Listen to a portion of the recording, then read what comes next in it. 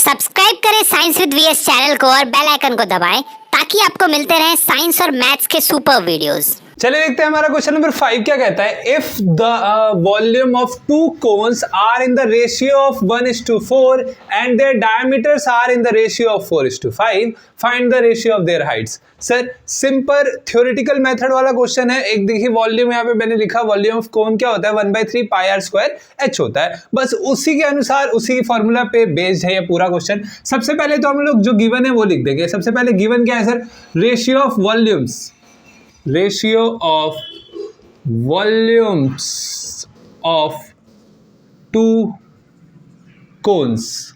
क्या आपको गिवन है सर, गिवन है आपको यही लिखते हैं, इज इक्वल टू 1:4 गिवन है, ठीक है। और सिमिलरली उन्हीं दोनों कोन का आपको डायमीटर गिवन है, तो फिर से ratio of diameter, diameter of two cones is equal to आपको कितना दिया है 4:5 दिया है। अब डायमीटर 4 दिया है तो let the diameter be 4x and 5x। क्यों? क्योंकि डायमीटर निकलेगा तभी तो हमारा ये निकल पाएगा। कौन सा सर, r जो रेडियस भैया है हमारे, वो डायमीटर के बिना नहीं निकलेंगे। ये अलग है सर, फॉर्मूला लिखा मैंने, ठीक है। हाँ, क्योंकि मुझे फॉर्मूला याद नहीं है ना तो मैं लिख लेता हूँ पहले ही, ठीक है। वैसे ही आप लोग भी लिख लिया कीजिए। अब देखिए, मतलब जिनको याद है वो क्या ही लिखेंगे। अब देखिए, अब रेडियस या रेडियस लिखते हैं डायरेक्ट।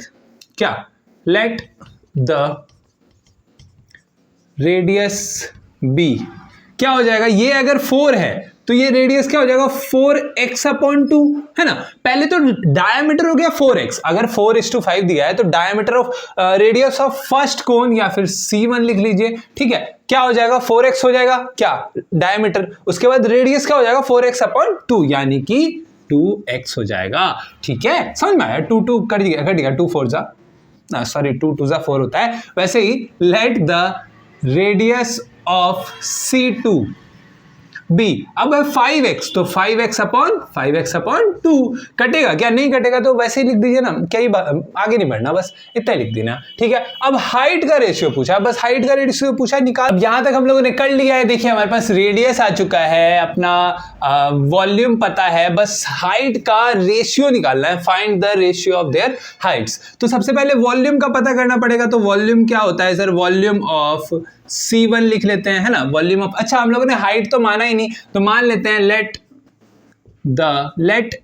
H1 डायरेक्ट लिखते हैं ना, H1 and H2 be the height of C1, C2 respectively. हम लोगों ने C1 C2 का मतलब कोन 1 और कोन 2 का H1 और H2 हाइट मान लिया। Volume of C1, volume of cone 1 क्या हो जाएगा बता दीजिए एक बार। क्या होता है सर, 1/3 होता है तो 1/3 लिख दीजिए, पाई होता है पाई लिख दीजिए, r का स्क्वायर होता है। C1 का r क्या है 2x है तो 2x का स्क्वायर कर दीजिए सर, है ना। और h क्या है हमारा, h है हमारा H1, ठीक है। हाँ वैल्यू, अब वैसे ही वॉल्यूम ऑफ C2 हमारा क्या हो जाएगा 1/3 पाई 5x/2 का होल स्क्वायर इंटू H2, ठीक है। अच्छा स्क्वायर कर देते हैं या फिर डायरेक्ट लिख देंगे जब बाय करेंगे। अब देखिए डिवाइड करेंगे, क्यों, क्योंकि 1/4 हमको दिया है दोनों का रेशियो, तो इन दोनों का रेशियो इज इक्वल टू यही तो होगा कि नहीं। तो क्या volume of first cone by volume of second cone is equal to 1/4 हो जाएगा। तो वही लिखेंगे कि 1/3 पाई, इसका स्क्वायर कर दीजिए 4x² हो जाएगा, ठीक है। इतना समझ में आया, बिल्कुल आ रहा होगा। क्या ही है इसमें, यहाँ हो जाएगा H1, ठीक है। डिवाइडेड बाय सिमिलरली क्या हो जाएगा 1/3 पाई, इसका स्क्वायर कर दीजिए 25x²/4, ठीक है।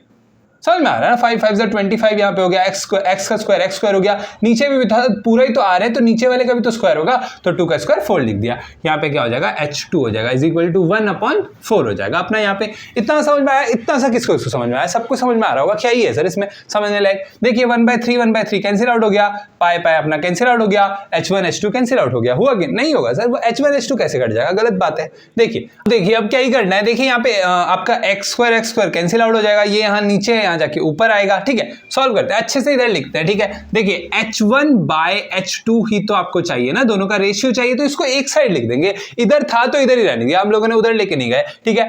मतलब आप इसको भी उधर लेके जाते फिर पलटते तो अलग हो जाता हमारा, ठीक है। ये देखिए ये पूरे को देखिए, ये 25/4 मान लीजिए y है, ये पूरा y है। y क्या है डिवाइड में, तो यहाँ जाके सिंपली ये मल्टीप्लाई होगा। ये आप सोचिए बस, यहाँ पे ऑलरेडी 1/4 हमारा रखा हुआ है, मल्टीप्लाइड बाय क्या हो जाएगा 25/4 मल्टीप्लाई हो जाएगा। ये आपको नहीं सोचना है कि इस पूरे को लेके जाएंगे तो यहाँ पलट जाएगा, नहीं पलटेगा सर। क्यों नहीं पलटेगा? क्योंकि ये ऑलरेडी इधर डिवाइड में है, तो ये पूरे को मान लीजिए y, ठीक है, y इधर डिवाइड में तो इधर जाके मल्टीप्लाई होगा ना, तो y को हम लोगों ने सिंपली वहां उठा के मल्टीप्लाई कर दिया, y जो हमारा 25/4 हम लोगों ने मारा था, ठीक है। अब देखिए 4 है यहाँ पे, बस 4 ही बचा और सब तो कट ही गया सर, 4 बचा है, 4 इधर मल्टीप्लाई में है, ऑफ कोर्स सर पूरे से मल्टीप्लाई हो रहा है तो यहाँ जाके डिवाइड होगा, ये आपको पता लग ही रहा होगा, तो यहाँ के डिवाइड होगा यानी कि 1/4 हो जाएगा, ठीक है।